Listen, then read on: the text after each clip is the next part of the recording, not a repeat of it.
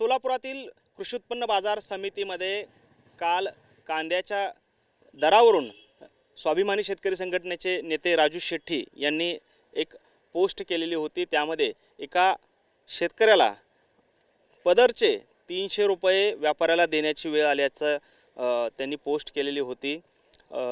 नक्की हा काय प्रकार आहे ते आपण जाणून घेऊयात। ज्या व्यापाऱ्यांची ती पट्टी होती ते व्यापारी म्हणजे सिद्धनाथ ट्रेडर्सचे संचालक आपल्यासोबत आहेत। काय नक्की वास्तव आहे? तुम्हाला 301 रुपये शेतकऱ्याला द्यावे लागले, त्यांनी कांदा आणला 1770 रुपये त्याला भाव मिळाला, मात्र त्याची खर्च आणि सगळा प्रवास खर्च वजा जाता तुम्हालाच 300 रुपये देण्याची वेळ त्या शेतकऱ्यावर आल्याची माहिती समोर आली होती। काय नक्की वास्तव आहे? काय प्रकार घडलेला आहे नक्की?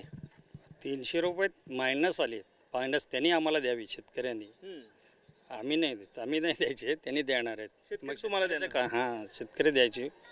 शेतकरीचा माल आहे ना सगळं गोल्टी साईज माल आणि डॅमेज झालं तर माल पूर्ण डॅमेज असल्या कारणाने माल बाजारात विकला जात नाही। तो माल 100 रुपये 50 रुपये क्विंटल 100-150 रुपये क्विंटल विकला जातो। असे कांदे त्याच्यात डॅमेज असे काजळे आणि जास्त पाऊस झाल्या कारणाने ना क्वालिटी नाही आहे बाजारात। क्वालिटी नसल्यामुळे ते शेतकरी काय करतो, पिकला माल रानात टाकत नाही, इथं बाजारात आणतोय, भला काय भाव मिळू द्या काय तर होईल म्हणून आशेने येतोय शेतकरी। तर ॲक्च्युअल परिस्थिती कशी आहे, बाजारामध्ये सेकंड थर्ड मालाला 100-150 रुपये रेट आहे। चांगल्या कशा पद्धतीचा माल आहे? दोन्हीतली तुलना जर करायची झाली तर कशा पद्धतीने दाखवाल तुम्ही? दोन्ही तुलना करून दाखवायची झाली तर त्यांचा माल कुठला होता त्या शेतकऱ्यांना? हे गोल्टी माल आहे आणि ह्याच्यात माल डॅमेज आहे। गोल्टी असून सुद्धा तो माल त्यांचा डॅमेज आहे, पाणी गळतोय। आणि चांगल्या प्रतीचे कांदे हे असे चांगल्या प्रतीचे असले हे कांदे विकतात 1200 रुपये धरून 1500 रुपयेपर्यंत। असे चांगले कांदे शेतकऱ्याकडे कमी आहेत ह्या वर्षीमध्ये। असे कांदे जास्त असल्यामुळं तो कमी भाव आणि त्याच्यात भाडं शेतकऱ्याकडे आता सध्या त्याकडे ज्या पट्ट्यातून आता माल आला बीड पट्ट्यातून त्या पट्ट्यामध्ये गोणीला 60 रुपये 70 रुपये भाडे आहे। मग तो भाडा जास्त असल्या कारणाने मी तो असे 100 रुपये विकल्यानंतर त्यांची पट्टी मायनसमध्ये जाते।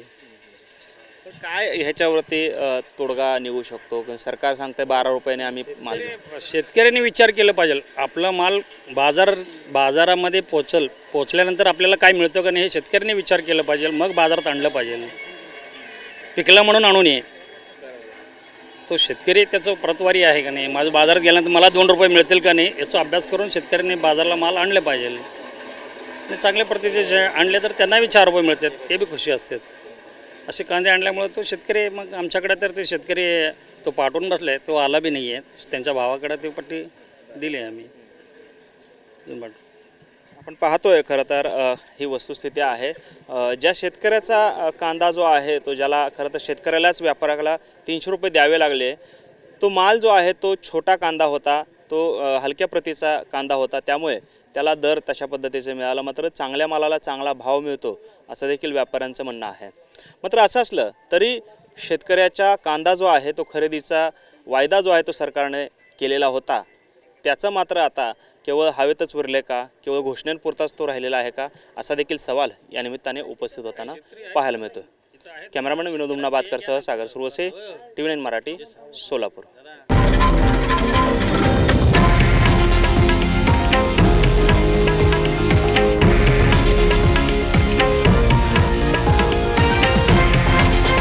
हे आहे देशातील नंबर 1 न्यूज नेटवर्क आणि आपण पाहत आहात TV9 मराठी, एकमेव।